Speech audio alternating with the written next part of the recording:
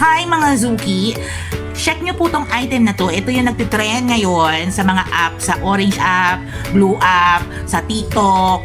Yan. Ito yung Sweet Lover Exfoliating Whitening Gel.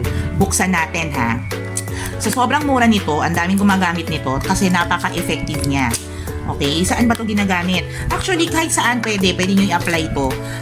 Pwede sa mukha, pwede sa kilikili, pwede sa mga siko, sa talampakan, sa tuhod. Basta yung mga parte ng katawan nyo na nangingitim o yung mga nililibag, yan po ang ating gagamitin. Okay?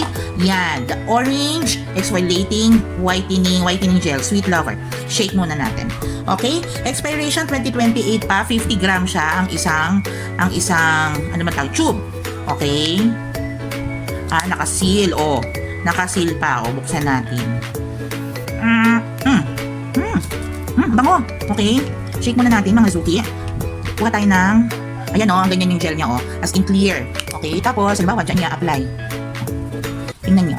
Yan tingnan nyo, in-apply ko naglabasan na libag ko. Kamay yan, lagi tayong naguhugas. Pero tingnan nyo, libag agad yung lumabas, di ba? Kaya napaka-effective nito. Tapos, ayan, Tapos pagkatapos yan, wow, ang lambot ng skin.